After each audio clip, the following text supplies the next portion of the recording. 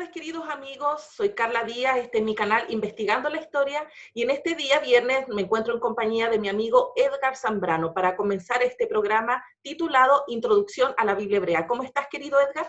Muy bien, Carlita, todo bien por acá. Sobrellevando la pandemia. Exactamente. El día de hoy partimos con el primer episodio que se llama El legado en el Antiguo Israel. Así es. Y vamos a iniciar con este curso, que es una serie de 24 lecciones, en el cual la intención es llevarnos por lo que se conoce como la Biblia Hebrea, o el Antiguo Testamento para algunos otros, y vamos a ver lo más importante de cada uno de los libros que se encuentran, o por los que está compuesto la Biblia Hebrea. Claro, ¿nos puedes dar una pequeña introducción para quién está dirigido este curso, para quienes no, o sea, dejar las cosas en claro? Sí, este curso es puramente de un corte académico, crítico. No estamos diciendo que lo confesional o la parte de la fe no sea importante. Es claro que es muy importante para mucha gente, pero este curso está basado en un curso que se da en la Universidad de Yale por la profesora Christina Hayes. Gran parte de este material está basado en ello. No se encuentra en español, por eso quise la importancia de querer ponerlo en español para alcance de todas aquellas personas que no hablan inglés.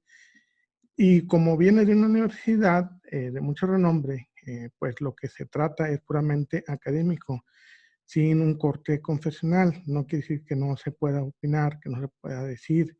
Hay muchas personas que creen, las religiones que derivan de la Biblia son las tres más grandes, el judaísmo, cristianismo e islamismo. Entonces, están íntimamente ligadas a eso, pero en esta ocasión este curso se va a ceñir a la parte académica, al estudio y a un análisis crítico de los textos y cómo, más que nada, la ambientación y lo que el hombre pensaba o cómo razonaba al escribir o al leer estos textos en su contexto histórico. Entonces, ¿cuál sería la importancia de poder seguir este curso de 24 lecciones estudiándolo en paralelo con la Biblia hebrea? Mira, la gran importancia y la ventaja y lo que queremos dejar aquí como aporte es que la Biblia es un libro magnífico, ¿no? Habrá gente que la tilda de mentira, habrá gente que le tilda de cuentos, pero una frase que me gustó y no se me olvida de nuestro compañero y amigo Fabio Restrepo, que dice que antes que todo, antes que un libro de fe, la Biblia es literatura, es una obra literaria. Entonces, cuando estudiamos esa parte literaria, nos permite entender la mentalidad de las personas que la escribieron y para quiénes estaba dirigida. Hoy en día, cada quien hace su propia teología. El predicador de una iglesia pequeña, tanto como el gran predicador de una iglesia muy grande, como inclusive las personas que no son estrictamente de fe, todos tienen su teología y varían de religión a religión y de denominación a denominación. Entonces, para poner un plano común de no estarnos peleando de que yo sí creo esto, yo no creo aquello, yo soy sabatista, yo así. Sabes que las denominaciones, pues en realidad lo que causan es división. Y lo vemos, no estoy atacando, simplemente estoy diciendo que hay más de 200 denominaciones en el ámbito cristiano y no se ponen de acuerdo. Entonces, para poder estudiar la Biblia como más allá de un texto sagrado, como una obra literaria y entender lo que nos quiere decir, pues es preciso tratar de eliminar todas esas cuestiones que influyen en el pensamiento de la gente, en el caso de una dogma de fe, una doctrina. Porque una vez que ponemos una doctrina, le damos una polarización al texto y dice lo que el que está exponiendo la doctrina quiere que diga. Claro. En este caso no, en este caso queremos descubrir no lo que nosotros queremos que diga, sino lo que la gente que la leía, para la cual fue escrita, entendía que quería decir. Claro, según la cosmovisión de aquella época. Exactamente. Estamos hablando que no podemos entender un libro a más de 2000 años de su creación y pensar que lo estamos entendiendo perfectamente como ellos lo veían. No, es imposible. Bueno, aprovecho de enviar un abrazo enorme al profesor Fabio Restrepo y comencemos con el curso. Así es. Bueno, mira, como dije anteriormente, Si algo hemos obtenido en estas últimas décadas por el lado de la historia, es lograr muchos avances en cuanto al descubrimiento de textos antiguos y con ello entender, entender la forma en que las civilizaciones antiguas se regían y se gobernaban y pensaban, ¿verdad? Es imposible tratar de entender la Biblia simplemente tomando el libro y diciendo el Espíritu Santo me va a guiar. No estoy diciendo que no te pueda guiar en la parte de la fe, sí, pero más allá de decir que el Espíritu te guíe, como dije, es literatura que fue escrita en un contexto histórico, pero también que fue influenciada no solamente por el pueblo judío o los israelitas, sino por todos los pueblos que estaban alrededor de él anteriormente. Lo permearon, la influyeron, tú sabes que se dio el sincretismo religioso y el resultado final, inclusive hoy en día, lo que nosotros entendemos como escritura, como Biblia, no es lo mismo que los antiguos leían, ¿verdad? Porque ha sufrido modificaciones, ha sufrido alteraciones, ha sufrido cambios que se han dado y solamente mediante el estudio académico y crítico se pueden entender esos cambios y se puede entender la raíz que obligó o derivó en esos cambios, ¿verdad? Entonces, esa es la importancia de que consideremos por qué tenemos que estudiar la Biblia de manera crítica. Hoy, como dije, vamos a comenzar con esta lección que es el legado del antiguo Israel y vamos a tratar de entender cómo surgió esta situación, ¿no? Y la pregunta con la que yo quiero empezar es, ¿por qué es necesario que el hombre primitivo, y entendamos hombre primitivo al hombre de la antigüedad, no porque sea las cavernas, sino nada, el hombre primitivo se formara deidades? ¿Por qué se le atribuía a la naturaleza, al sol, al viento, un carácter, una personalidad, y se tenía un dios del sol, un dios de la luna, un dios del viento, un dios de la lluvia, para adorarlo? ¿Cuál era la finalidad o por qué se dio ese fenómeno? Una de las respuestas más sencillas y que me gusta a mí más es que el hombre tiende a reverenciar todo aquello que le es desconocido y que no puede controlar. Y tú me dices, no, pero es que ya hemos avanzado. No, aunque avance, sigue habiendo temores dentro del hombre. Y todo aquello que le es desconocido, algo que no puede controlar, que está por sus manos, tiende intrínsecamente, automáticamente a reverenciarlo, ¿sí? En el caso que hablamos de los sumerios, había un dios para la luna, un dios para el sol, un dios para la lluvia. En el caso de los israelitas tenían el dios de la guerra, ¿verdad? Si vemos a los edomitas, pues tenían sus dioses, entre ellos Yahvé. Vemos a los cananeos, tenían todo un panteón de dioses, de más de 70 dioses, que le atribuyen una característica, una especialidad con uno de ellos, ¿no?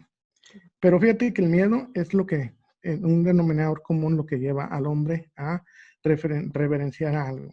Y para entenderlo, ponerlo en contexto bíblico, aunque sea del Nuevo Testamento, si leemos ahí en el libro del Evangelio de Lucas, capítulo 8, versículo 22, al versículo 25, habla de cuando Jesús calma la tempestad, un pasaje muy conocido por todos aquellos que leen la Biblia. Y dice, sucedió un cierto día que subió a una barca Jesús con sus discípulos y les dijo, pasemos a la otra orilla del lago, y se hicieron a la mar. Mientras ellos navegaban, se durmió. Se abatió sobre el lago una borrasca, se inundaba la barca y estaban en peligro. Entonces, acercándose, le despertaron diciendo, maestro, maestro, que perecemos. Él, habiéndose despertado, increpó al viento y al oleaje, que amainaron y sobrevino la bonanza. Entonces les dijo, ¿dónde está vuestra fe? Ellos, fíjate lo que dice el evangelista, ellos llenos de temor, se decían entre sí maravillados, ¿quién es este que impera los vientos y el agua y le obedece? También nos damos cuenta que los discípulos cuando ocurre este episodio, pues tienen miedo y automáticamente alguien que es capaz de controlar todos esos elementos que ellos no pueden controlar, pues infunde en ellos temor y ahora la reverencia va sobre Jesús, ¿verdad? Ya no es que obedezcan a un Dios de la tempestad, un Dios del mar, un Dios de la lluvia, sino que ahora alguien puede controlar esos elementos y ese alguien, en el caso de Jesús, se convierte en alguien que es digno de reverenciar, ¿verdad? Entonces, ese es uno de los detalles que lleva al hombre primitivo, al hombre antiguo, a reverenciar todos estos fenómenos. Si te acuerdas en algunos otros programas, en algunos otros cursos que hemos estado, hemos visto cómo se levantaban lugares de culto en montañas, en los ríos, porque eran elementos que ellos no podían controlar, entonces lo atribuían a una deidad. En este caso, mediante la arqueología, mediante los descubrimientos que se han dado en estos últimos, digamos, en estos últimos 100 años, hemos podido avanzar más de lo que se había podido avanzar anteriormente, principalmente porque ahora se ha dado la separación de lo religioso con lo crítico. Antes todo lo que tenía que ver con la Biblia estaba, tú sabes que estaba vedado, no se podía estudiar más que por la iglesia.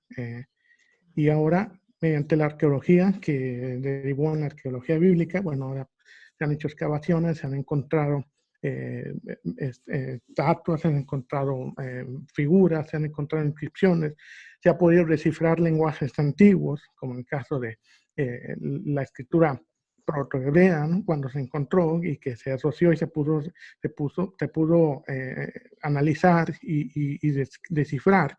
Y con ello se ha ido avanzando y se ha ido comprendiendo cómo evolucionaron estas civilizaciones o estos pueblos en su relación con su Dios, ¿verdad? Todos, acuérdense que todos, independientemente de que diga, la Biblia diga que Israel es el pueblo escogido de Dios, cada pueblo tenía su Dios y cada pueblo fue evolucionando en forma de creencia, algunos desaparecieron y vamos a entender cuál precisamente fue el legado, por qué, a pesar de que todas las demás pueblos, todas las demás religiones que estaban en el Medio Oriente, en el área del Levante, para ser más específico, la media luna fértil donde se congregan estas civilizaciones, de todas esas civilizaciones de los sumerios, de los acadios, de los babilonios, los únicos que han podido perdurar hasta hoy es los israelitas, ¿verdad?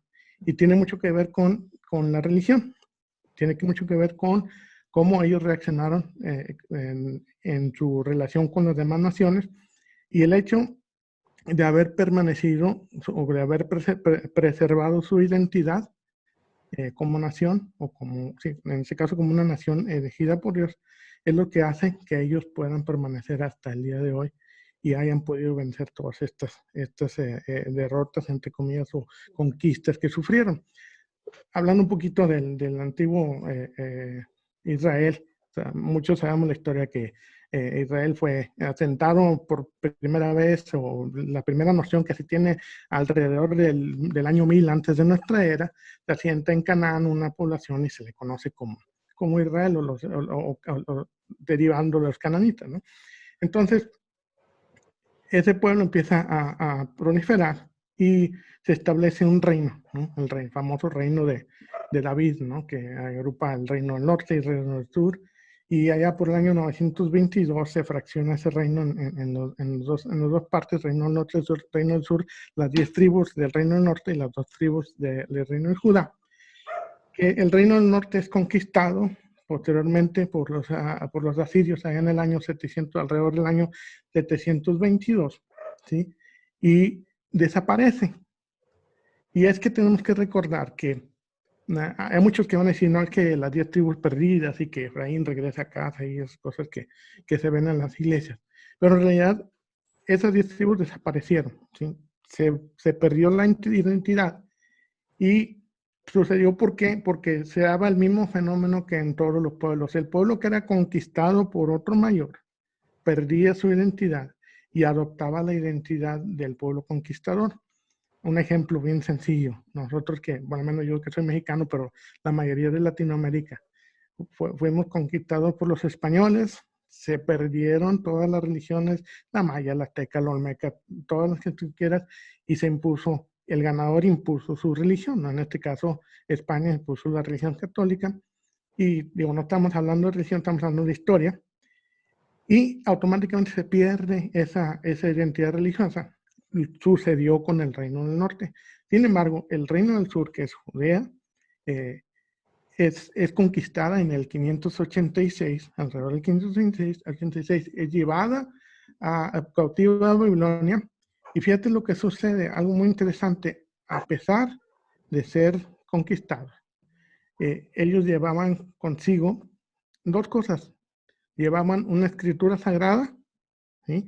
Y llevaban tradiciones sagradas también para ellos. Entonces, el legado o la idea que permanece o que hace permanecer a Israel es precisamente su legado religioso, ¿sí? Y podemos decir muchos días, es que Israel fue el único pueblo monoteísta. No, hay algunos otros, pues por ejemplo, los persas también eran monoteístas en cierto sentido, y aunque había una dualidad entre el bien y el mal, que es de donde heredamos ahora la creencia de un Dios supremo, pero también de un diablo que tiene un plan, agenda propia, ¿no? Sin embargo, Israel sí tiene una idea original en este sentido eh, sobre el monoteísmo, que no se da de golpe. La mayoría de la gente piensa que Israel siempre fue monoteísta, que David era monoteísta, y aun cuando la Biblia nos dice que David tenía ídolos.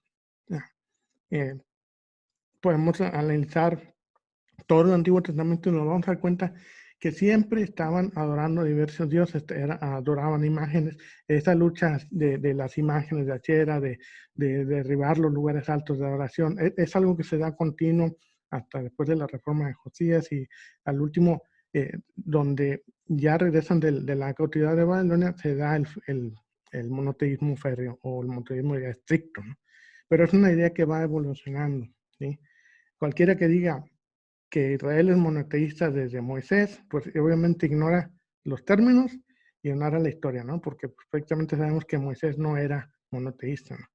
Entonces, a algunos les sonará muy drástico estas palabras, pero no, basta con leer la escritura, basta con entender el contexto. Y eso es precisamente lo que pasa cuando estudias solamente del lado de la fe.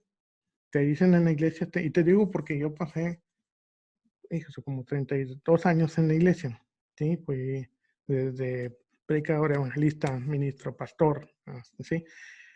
Y sé perfectamente qué es lo que enseñan en las iglesias, en los institutos. El problema cuando estudias en un instituto es que realmente te dan vueltas alrededor de la Biblia, te enseñan solamente lo que la ley dice, por eso la importancia de estudiar no solo la Biblia, sino las religiones, el paralelismo entre las religiones, ¿sí? Entonces, podemos ver que a medida de que Israel va avanzando, o el pueblo de Israel va avanzando, va evolucionando también su teología, ¿sí? No es de que se levantó un día Abraham y dijo, yo solamente creo en un Dios. No, de hecho, la escritura en el original dice que, hablando Abraham, dice, los dioses me hicieron vagar, ¿sí? Me hicieron caminar. Entonces, Abraham en realidad también creía en varios dioses, ¿no? Eh, Obviamente después ya con la revisión después de la cotidianidad, pues se trata de limpiar todas esas cosas en el Antiguo Testamento, se hacen cambios en los textos y lo hemos visto en el idioma original, como si cuando estudias el idioma original en la escritura, ves que realmente se refería a varios dioses. Él no es el mismo que Yahvé, no es lo mismo que Elohim, ¿no? Aunque se le trate de asociar precisamente por tratar de quitar esa idea de que Israel siempre fue monoteísta. No fue un proceso evolutivo al día de hoy. Y de hecho, todo cambia, ¿no? Aunque dice la historia que Dios no cambia, sí cambió, porque el Dios del Antiguo Testamento no es el mismo Dios que presenta Jesús, ¿no? Hablando teológicamente por las características y por cómo se le consideraba, ¿no? Ya el Dios que se presenta en el Nuevo Testamento tiene una influencia helénica, tiene una influencia griega, en el pensamiento que se va dando como un sincretismo también del imperio helénico que se establece en esa región y empieza a modificar todo, ¿no? Es algo completamente normal, es algo que se da en todas las sociedades. Cuando un grupo social se interactúa con otro de diferentes creencias, automáticamente hay una mezcla de creencias, adaptaciones. El ejemplo más clásico, nosotros los mexicanos cuando vamos a Estados Unidos, pues somos mexicanos, pero ya nuestros hijos, los que nacen allá, ya no son 100% mexicanos, porque ya es una mezcla de mexicano con americano, y sus hijos que nacen allá ya van a ser menos mexicanos que americanos, y se va perdiendo, ¿no? En este caso, Israel logró sobrevivir y logró llegar hasta el día de hoy precisamente por mantener su identidad cultural, ¿sí? Y ese texto sagrado que conocemos como la Biblia es lo que nos interesa a nosotros estudiar, ¿sí? Una cosa muy importante, tenemos que tener en cuenta lo que es la Biblia y lo que no es, ¿sí? Y más adelante voy a estar hablando de lo que significa, lo que es y lo que no es. Pero este texto sagrado no se da como caído del cielo, ¿sí? Lo único que dice la escritura que escribió Dios fueron las tablas que le dio, las primeras tablas que le dio a Moisés, ¿verdad? Es lo que dice que Dios las escribió. Pero lo demás tenemos que entender que más que lo que Dios está diciendo es cómo el hombre percibe a Dios. ¿Ya? Y no estoy con esto quitándole ningún mérito, pues ya que la Biblia trata precisamente de un pueblo y de ese pueblo, de la relación de ese pueblo con su Dios. Porque si hablamos del Antiguo Testamento tenemos que entender que está dirigido para un pueblo que son judíos y para el Dios que era Yahvé, ¿no? En determinado momento. Entonces, vemos que cuando el pueblo lleva la cautividad, a pesar de que su identidad política fue deshecha, a pesar de que fueron llevados presos, lograron ellos sobrevivir a todo esto. Y los judíos que regresan a la cautividad ya regresan con ellos una idea radical, una escritura que es sagrada y que está por encima de todo, y con un conjunto de tradiciones, ¿verdad? Que son las leyes y la ley oral y todo eso que empiezan a tomar forma, y se empieza a generar una entidad que hace que este pueblo permanezca hasta el día de hoy. La mentalidad precisamente que tenían ellos sobre la deidad era un poco diferente a la que los demás pueblos tenían, ¿verdad? Porque en un inicio sí, ellos clamaban solamente al Dios que necesitaban, ¿sí? Acuérdate que cuando sucede el episodio del profeta Elías, y que dice que los lleva al Monte Carmelo y les dice, bueno, ustedes, ¿hasta cuándo van a estar clamando a Baal y a Ashera? Si Baal es Dios, clama a seguirle a él, si Ashera es Dios, seguirle, ¿no? ¿Por qué? Porque cuando si necesitaban lluvia, pues ellos clamaban a Baal, que era el dios de la lluvia. Si necesitaban cosecha, pues clamaban a Ashera, que era el dios de la tierra. Si necesitaban ganarle o tener victoria contra sus enemigos, pues clamaban a Jehová o a Yahvé, que era el dios de la guerra, ¿no? Más sin embargo, ya después cuando regresan a la cautividad, esta mentalidad cambia totalmente y radicalmente, en el cual ya no existe ninguna otra deidad más que Jehová o Yahvé en este caso, ¿no? Que los judíos no lo pronuncian precisamente porque no se conoce la pronunciación, simplemente le llaman Adonai, el Eterno, o cualquier una de las características, ¿no? Entonces, ellos traen estas tradiciones que son muy arraigadas, por cierto, y se convierte en un Dios que es trascendente, que va más allá de cualquier cosa que otro Dios haya hecho, ¿no? Los dioses de los sumerios, como decíamos, habían salido de las aguas, gobernaban sobre propiedades naturales, ¿no? Inclusive los dioses antiguos de los sumerios podían morir, ¿no? Por ahí se hace una referencia aún en el Salmo 82 cuando habla, que dice, yo dije, vosotros sois dioses, y que Jehová está sentado en la asamblea de los dioses, y les dice, ustedes van a morir como hombres. Todo tiene su razón, todo tiene su contexto. Y fíjate que lo más importante aquí, Carla, es que nos despojemos de la mente fanática. ¿A qué me refiero con la mente fanática? Cuando uno dice, es que las cosas son así, y si no es así, estás mal, esa es una mente fanática o fundamentalista, ¿no? Que no te permite ver una verdad diferente, ¿sí? Si yo digo, la Biblia dice que esto es pecado, pues tengo que entender por qué lo dijo, a quién se lo dijo, cuando lo dijo, cuáles eran las condiciones que estaban reinando. Porque si yo digo, como va a suceder en muchas iglesias, que dicen la mujer tiene que cubrirse el pelo, cubrirse el cabello, porque si no es pecado. Y no entiendo por qué lo decían, cuáles eran lo que sucedía, en qué se apoyaban escritos. Encima, ni siquiera son libros canónicos en los que se apoyan para decir eso. Sabemos ahora que tradiciones como en el libro de Enoc o en el testamento de Rubén, algunos escritos se creían ciertas cosas y por eso se le obligaba a las mujeres a taparse el cabello para no excitar a los ángeles que estaban en el servicio, ¿no?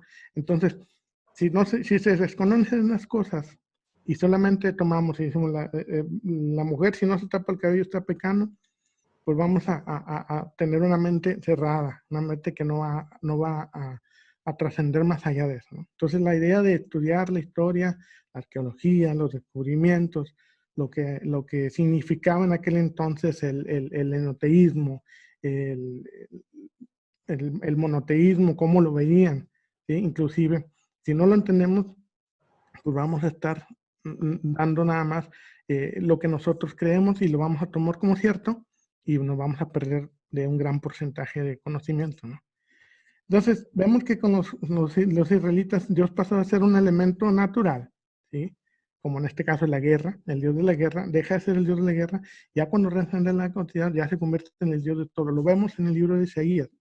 En el libro de Isaías, cuando lo empiezas a leer, que por cierto no son Isaías, son 3 diferentes Isaías, es lo que se tiene el consenso, empieza como el Dios de Israel, el Dios del pueblo de Israel, y nada más es el Dios, todo lo demás son los dioses de las otras naciones.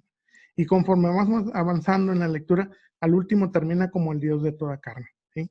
Vemos que hay una evolución en cuanto a la teología ahí. Entonces, precisamente Dios pasa a ser de ser un elemento natural a ser un elemento trascendente, ¿no? Ahora ya es un Dios que controla todo, que domina todo y que toma todos los roles habidos y por haber, ¿ya? El rol de madre, el rol de padre, el rol de defensor, etcétera. Todo lo que necesitan ellos lo encuentran en su Dios, ¿verdad?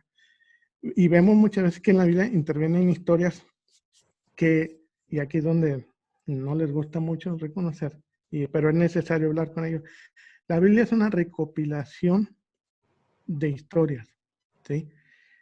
No es una historia auténtica en el sentido de que se les ocurrió a los israelitas, ¿sí? La Biblia, como dijimos, tiene, el pueblo de Israel atravesó por muchas etapas de sincretismo en donde tomaban de lo que tenían en las otras naciones. Y cuando estudias, es imposible que no lo veas.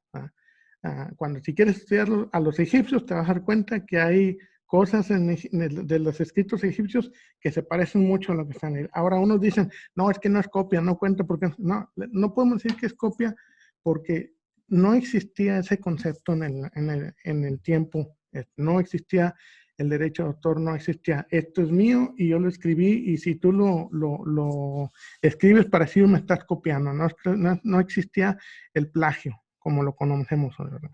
Al contrario, era ahora sí que una forma cultural de continuar los conocimientos y la sabiduría. ¿Por qué? Porque acuérdate que la manera en que todo se recordaba a través de las generaciones era por tradición oral, contándoles, ¿sí? Y aún hoy lo vemos en nuestra cultura también, por ejemplo, los de México, La Llorona. Estoy seguro que en Latinoamérica también han escuchado la leyenda de La Llorona. ¿Cómo se ha transmitido? De manera oral. ¿Quién la inventó? ¿Quién sabe? Pero los mexicanos tenemos nuestra Llorona, los centroamericanos tienen su Llorona, inclusive los americanos también sacaron su película de La Llorona, ¿sí? Entonces, ¿es una tradición 100% mexicana? No creo, o sea, porque ya está manipulado, ya está integrada en muchas culturas. Exactamente lo que pasó en el caso del pueblo de Israel, ¿sí? La mayoría de las historias que se tienen fueron tomadas y adaptadas de otras culturas y de otras civilizaciones. Ejemplos, tenemos innumerables ejemplos. Todo el libro de Génesis, del Génesis del capítulo 1 hasta el 11, hay muchos, y esto no se le, por cierto, esto no se le conoce como copia ni plagio, se le conoce como paralelismos, ¿sí? Similitudes.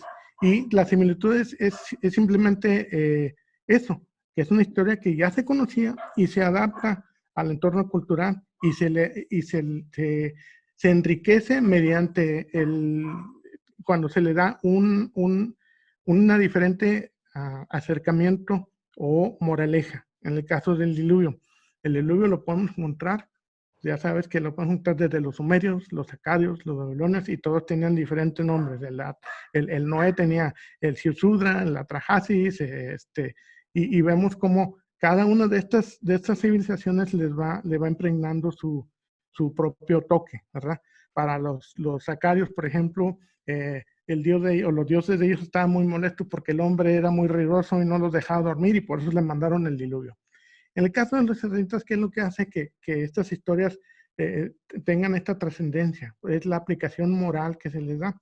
En este caso no se trata de un Dios, bueno, en el sentido completo de la palabra, un Dios caprichoso que destruye al hombre porque no lo deja dormir, sino porque dice la historia que se incrementó la maldad, cualquiera la definición de maldad que haya sido en ese entonces, ¿no?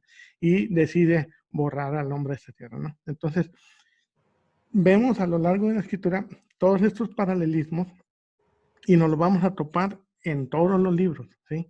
Inclusive en el Nuevo Testamento. Inclusive por las historias que narra Jesús también tienen su paralelo en escritos egipcios, ¿no?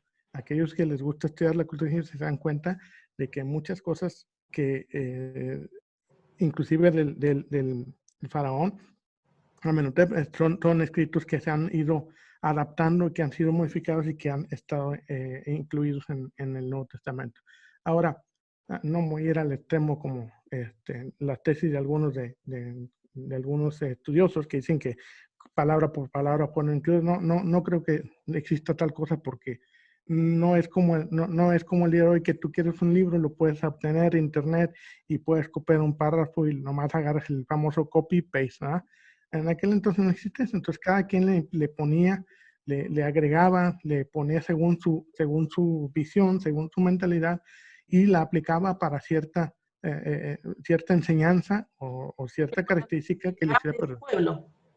Así es, le daba su identidad, ¿verdad? Le transmitía con ello la identidad. Entonces, tenemos el Enuma Elish, por cierto, que por parte de los acadios y los babilonios, y los escritos que vemos ahí se parecen mucho. Y quiero decir se parecen porque, otra vez, no puedo decir que es una copia, porque aunque hay estudiosos que sí dicen que son copias, copia en el sentido de la idea, sí. Copia de decir que todo, es que la gente cuando dice copia espera ver palabra por palabra exactamente como está ahí, si no, dice no es copia. Depende que se llame copia. Sí, podría llamarle copia en cierto sentido. Sin embargo, la aplicación pues difiere, ¿no?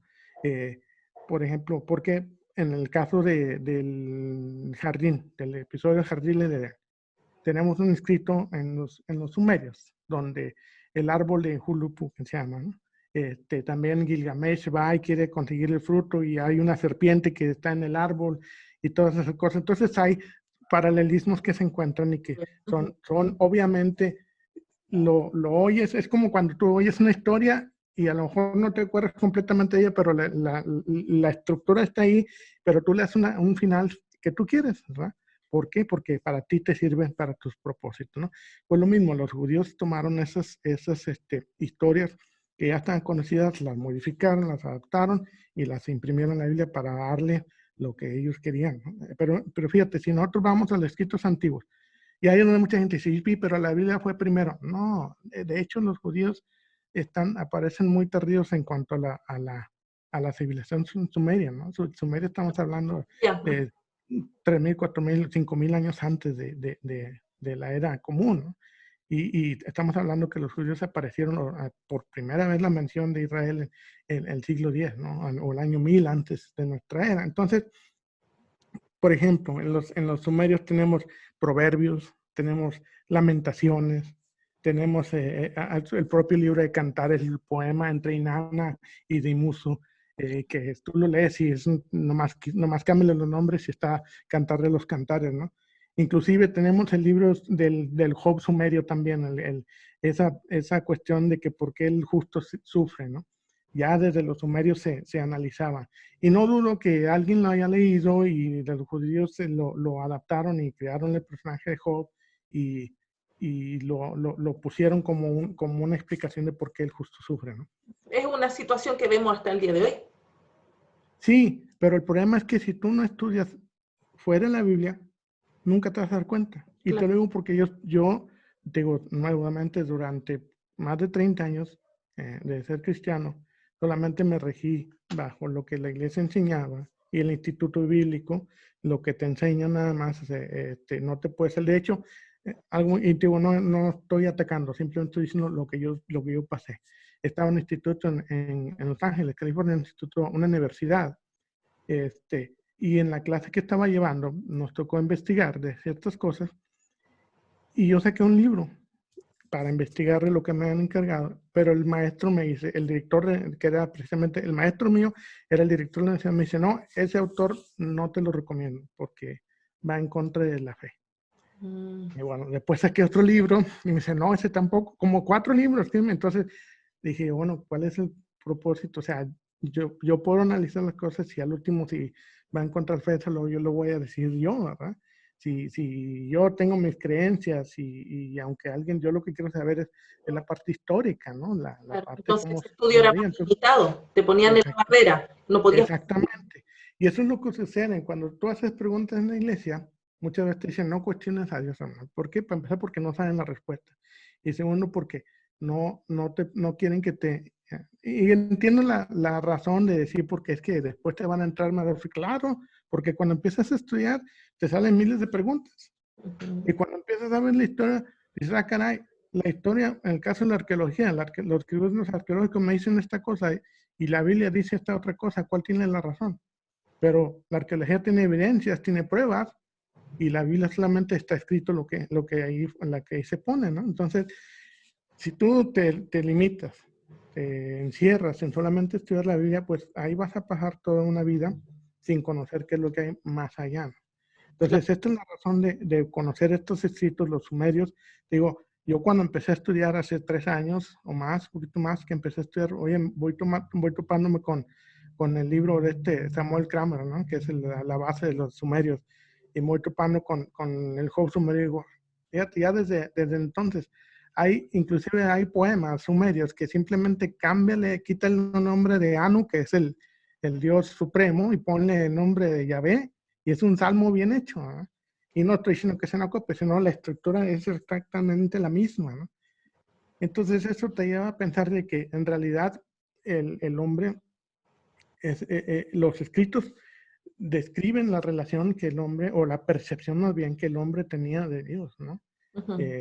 Y no todo lo que...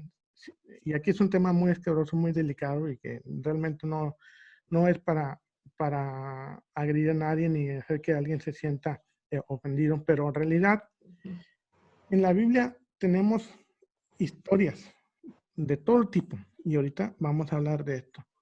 La tarea de nosotros es descubrir la riqueza de estos libros, de cada uno de los libros del Antiguo Testamento. Pero aquí es donde quiero hablar yo de 5 cosas que la Biblia no es. Que tenemos que tener bien en claro que la Biblia no es. Número 1, la Biblia no es un libro, ¿sí? O sea, en la iglesia te enseñan a que la unidad de la Biblia está desde el Génesis al Apocalipsis. No es cierto. Eso es falso. ¿Por qué? Porque es un conjunto de libros que fueron escritos, cada uno en diferente tiempo de la historia, por diferentes autores. Sí, pero el que el Espíritu Santo les dio la capacidad, no, eso se lo pusieron, eso se hizo.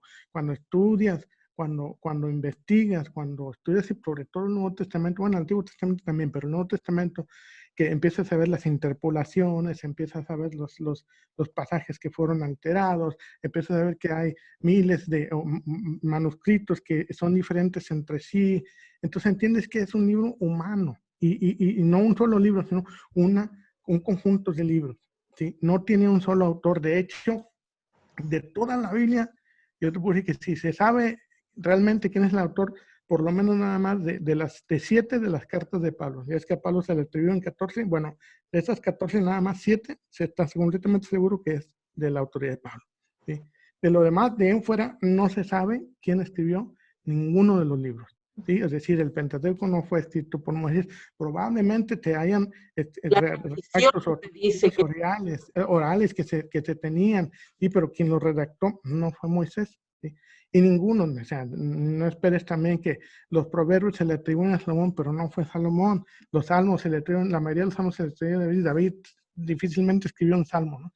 Y hay razones, razones por las cuales se les atribuían, ¿no? O se dice que es el salmo de David, sí, pues porque era el rey, se le estaba dedicando, se convertía automáticamente en un salmo de él, ¿no? Bueno, la Biblia no es un libro, no tiene un solo autor, no tiene un solo mensaje, eso es otra cosa.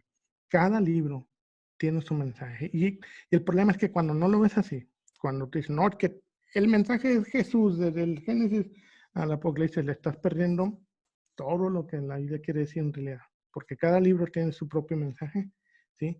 Que desde el punto de vista de la fe lo puedes aplicar, si tú quieres, perfecto, lo vas a poder hacer, pero históricamente la Biblia cada libro tiene su propio mensaje. Fue escrito en un periodo muy extenso de tiempo, en situaciones diversas, muy extremas, desde la paz hasta la guerra, desde la abundancia hasta la escasez. Contiene diferentes tipos de textos, como vamos a ver, entre ellos narrativos, leyes, rituales, poesías, profecía apocalíptica, proverbios, etc., ¿no? Segundo, la Biblia no habla de hombres santos, ¿sí? Y es algo importante que entiendan. La Biblia tiene, y lo que te decía, la Biblia habla de hombres comunes y sus situaciones cotidianas de todos los días y su realidad cultural. Y aquí donde a veces te topas porque como habla del hombre, puede ser escandaloso. Es decir, tienes violencia, tienes rebeldía, habla de gente normal también, ¿verdad? Pero aquello de que se habla en las iglesias de que la Biblia es la única regla de fe y de conducta moral, yo creo que debe de ser revisado porque hay pasajes que tú sabes muy bien que no pueden ser utilizados hoy en día para decir que es una regla de fe y conducta, ¿no? Muchas de las leyes mosaicas no se pueden, vaya, imagina que tú dices, si tu hijo es caprichudo y te contesta, sácalo delante del pueblo y que lo apedreen y que muera. No, no aplica. Y tampoco podemos creer que eso haya sido por Dios. Aquí es donde tenemos que entender que es la percepción del hombre que tenía sobre su Dios, ¿verdad? Debemos de tener bien en cuenta de que lo que podemos tomar de la Biblia es la enseñanza moral, porque la Biblia está llena de historias trágicas, ¿sí? No hay vivieron felices para siempre en la Biblia, ¿no? Ni siquiera en el Apocalipsis al último, ¿no? Se da la idea, y según el escritor de Apocalipsis, te da la idea de que allá en algún momento todos viviremos felices, ¿no? Pero no se ha dado. Entonces, debemos tener en cuenta eso. El tercer punto, la Biblia no es un libro para niños. Yo no sé cómo le hacen, en serio, a veces en las escuelas dominicales, cuando les toca enseñar las historias como la de David y Goliat, imagínate, ¿no? Y a David sacó la espada de Goliat y le mochó la cabeza. Pero se escandalizan si los juegos de video son muy, muy violentos, ¿no? Entonces, hay historias que no son para niños, ¿no? ¿Por qué? Porque tenemos historias de traición, tenemos historias de incesto, tenemos historias de asesinatos al por mayor. Definitivamente no es un libro de niños, ¿no? Es un libro que cuenta situaciones cotidianas del hombre, ¿sí? Número 4, la Biblia no es un libro de teología. Y aquí muchos van a pegar el grito, ¿cómo es posible? No, la Biblia no es un libro de teología, no es un manual de teología. La teología fue desarrollada después. Después de estos escritos se desarrolló la teología y se reinterpretaron los escritos para que dijeran lo que la teología quiere que dijeran, ¿sí? Y tú sabes muy bien que el cristianismo es el resultado de reinterpretar todos los textos desde un cierto punto de vista para decir o para llevar el mensaje de que Jesús es el Mesías, que hay muchos que no están de acuerdo, hay muchos que sí están de acuerdo, ¿no? Pero precisamente eso es porque la Biblia no fue pensada como un manual de teología. Hay muchas gentes que dicen, no la agarran y este es el manual de Dios para tu vida. La Biblia no, la Biblia no es un manual. La Biblia es una obra de arte, la Biblia es un libro como si agarraras. De hecho estoy escribiendo un artículo que lo he titulado Teología Cervantina. Y lo levanto de Teología Cervantina porque tomo el libro del Quijote, de Cervantes Saavedra, y le aplico teología y le aplico analogías y termino con el evangelio del Quijote y Sancho Panza, ¿no? ¿Por qué? Porque si yo quiero que el Quijote me hable de Dios, me voy a hacer que me hable de Dios. ¿Sí me entiendes? Es lo mismo que hicieron con la Biblia. Si yo quiero que la Biblia me hable de Dios, pues la tomo, le aplico mi interpretación y al final hago que me hable lo que yo quiera, que es es lo que muchos hacen hoy en día, ¿no? Pero no, la Biblia no fue escrita como un manual de teología. La Biblia no es un manual de religión tampoco. Aquí tenemos que entender que lo que nosotros entendemos como religión para los antiguos era su vida diaria, ¿sí? E inclusive el día de hoy podemos ver que los judíos, hay judíos ultraortodoxos, ortodoxos, y cada uno tiene sus diferencias teológicas. Así como hay cristianismos o denominaciones del cristianismo, también hay diferentes posturas en lo que es el judaísmo, ¿no?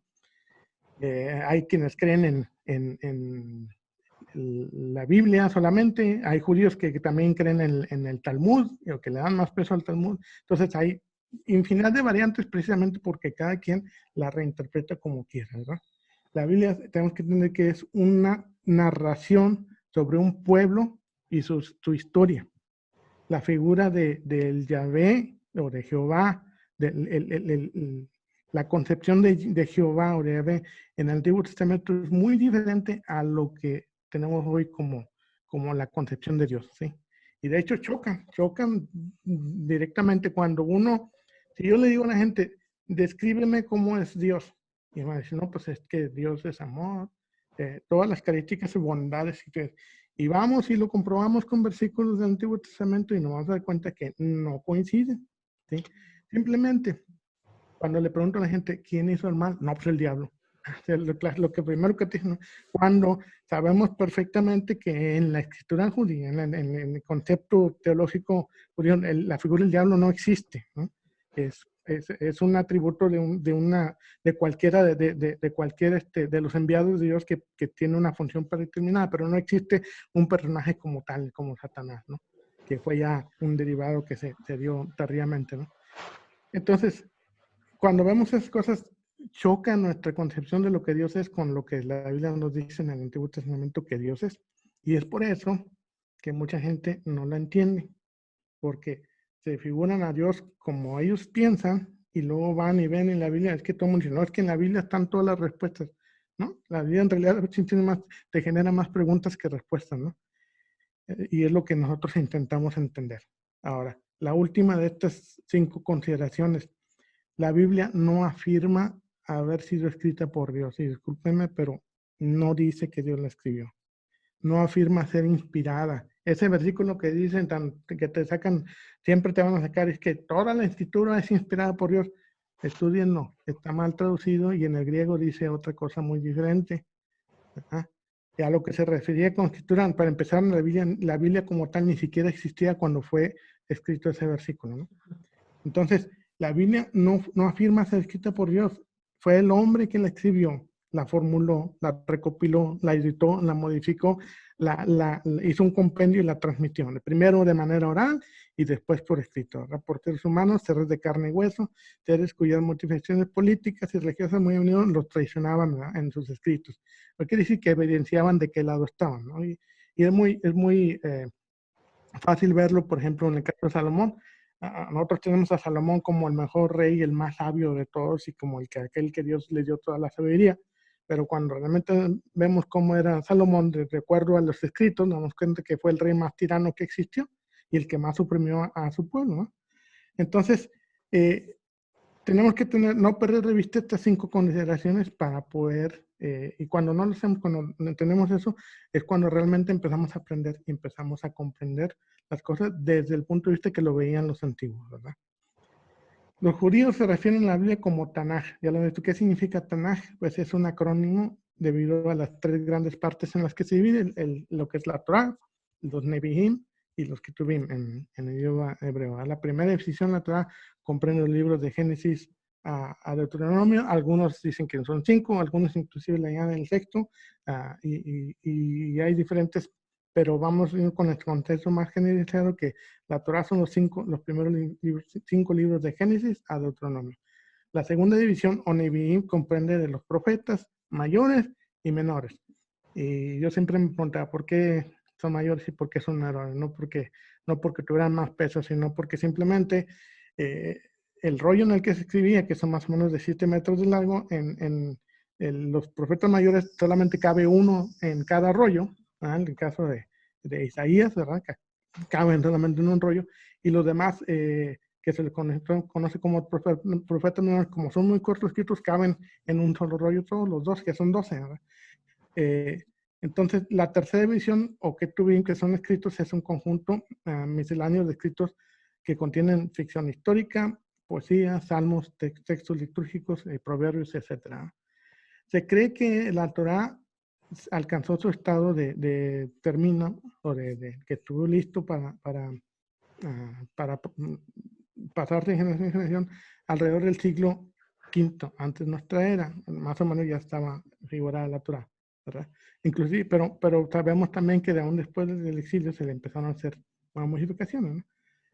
Probablemente alrededor del siglo, los profetas estuvo listo más o menos alrededor del siglo II antes de nuestra era, y finalmente ya los escritos o que tuvieron fueron más tarde, como alrededor del siglo II después de nuestra era, o después de Cristo, si le quieren llamar así, ¿verdad? Donde ya alcanzaron una forma estable. Una de las traducciones más tempranas de la Biblia, porque recordemos que están mayormente escritas en hebreo, en algunas partes en arameo, la Biblia fue traducida al griego, ¿verdad? De su lenguaje original, y se conoce como la Septuaginta. Y esa traducción se realizó en el siglo III antes de la era común. ¿Para qué? Pues para beneficiar. Recuerda que te dije que precisamente alrededor de ese siglo empieza a manifestarse muy fuerte la cultura helénica, los griegos, y empiezan a afectar a todos los judíos, y todos aquellos judíos que vivían lejos de Jerusalén hablaban griego, o en lo que con ese monte se conocía como Asia, ¿no? Pablo no nació en Jerusalén, Pablo nació en Asia. Entonces todos ellos leían la Septuaginta porque pues era su idioma natal, no su idioma materno. Lo que te digo, muy, muy comparable al día de hoy, que aquel mexicano que nace en Estados Unidos, su idioma materno pues no es el español, sino el inglés, porque ahí es donde está, ¿no? Entonces, esta Septuaginta se desarrolla con esta finalidad de beneficiar a aquellos judíos de habla griega que vivían en Alejandría, en Egipto, ¿sí? Difieren algunas cosas pequeñas de las traducciones del hebreo, los textos masoréticos. Los evangelios del Nuevo Testamento se apoyan en esta traducción, ¿sí? Existen algunos libros apócrifos que no vamos a estudiar ver en este estudio, que dicho sea de paso no significa prohibido. Muchos oyen la palabra apócrifo y dicen es falso. No, apócrifo significa escondido, ¿sí? Y estos escritos fueron compuestos entre el año 200 antes de la era y el año 100 después de la era, ¿no? Y estamos hablando del libro de Enoc, del libro de Hazer y tantos más escritos que hay, ¿no? Algunos sí son considerados inspirados por algunas comunidades, como la etíope, que consideran el libro de Enoc como parte del canon, pero no todos lo consideran así, ¿no?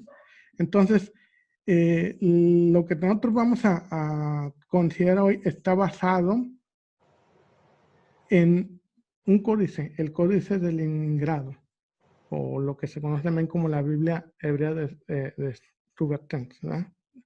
Entonces, eso es en el que nos vamos a apoyar, porque eso es lo que se tiene como, digamos que, no el original porque no hay originales, ¿sí? Pero digamos como la versión oficial de la Biblia hebrea, ¿verdad? Entonces, que es el código en el Leningrado. También está el otro código que es el código de Alepo.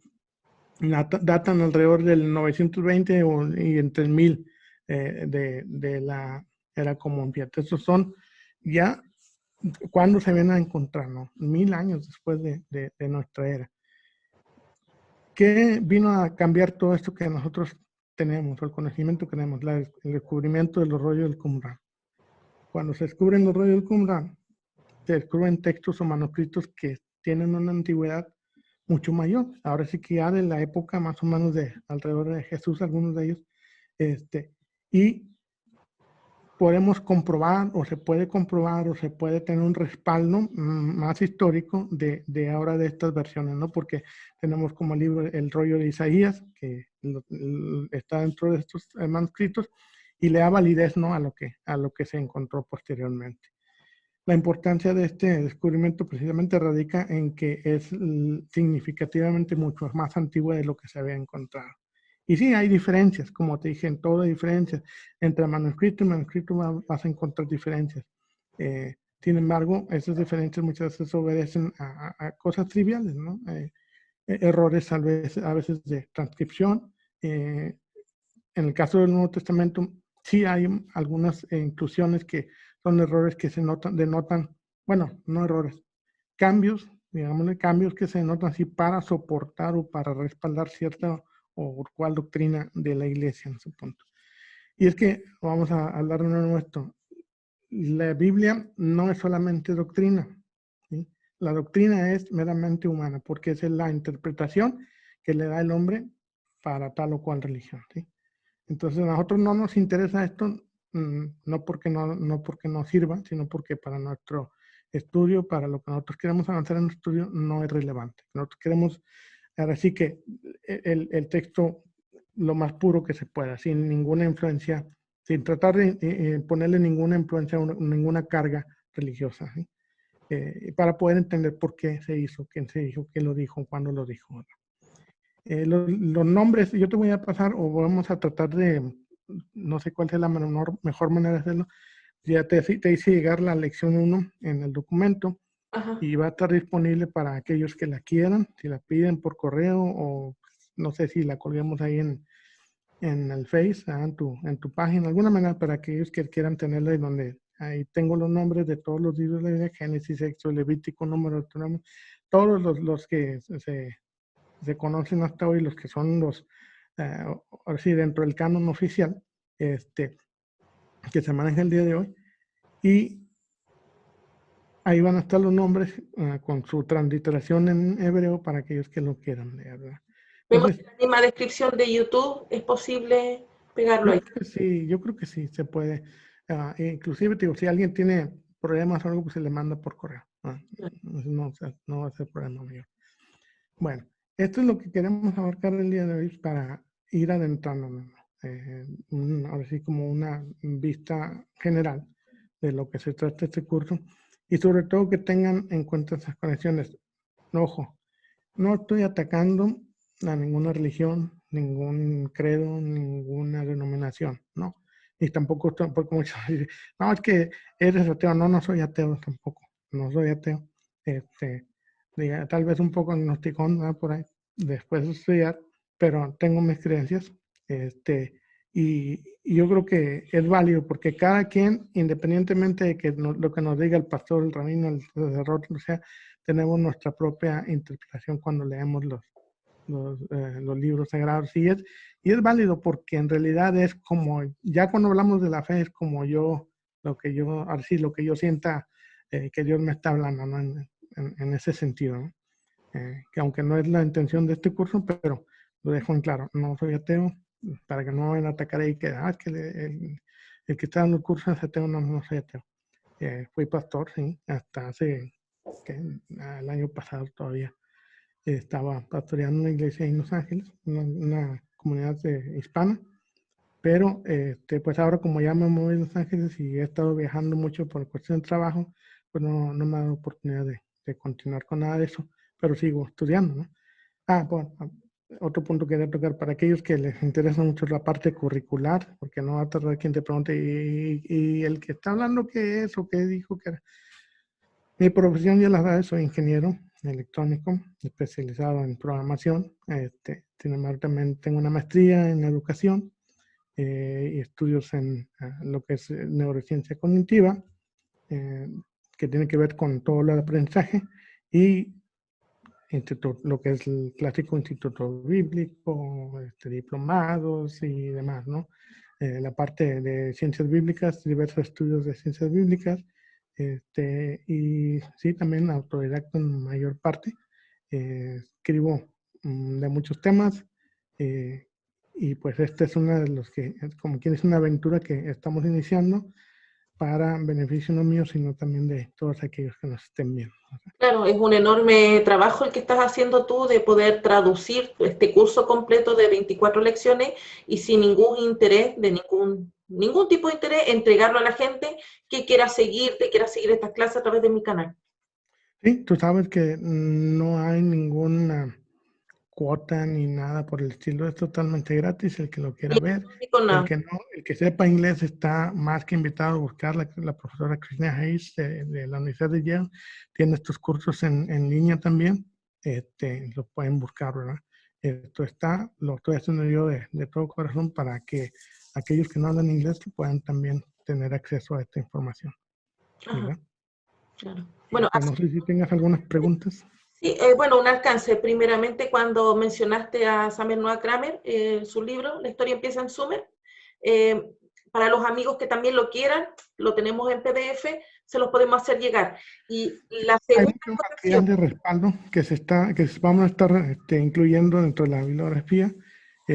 Algunos están en español, algunos están en inglés, pero igual si los tenemos o si los tengo yo, los hago llegar, ¿verdad? y la segunda acotación, cuando mencionaste 2 Timoteo 3:16, el Ujú. profesor Héctor Olea tiene un libro Así es, sí, buenísimo. excelente libro. Sí. La Biblia misma no afirma ser inspirada. También vamos a dejar el enlace para quien quiera comprarse ese libro, está en Amazon y es baratísimo. Ujú. Así es. Mira, yo por último, antes de entrar a las preguntas, fíjate que si tú me dices, ¿por qué entonces hay tanta desinformación en las iglesias? Te voy a decir por qué, por falta de estudio.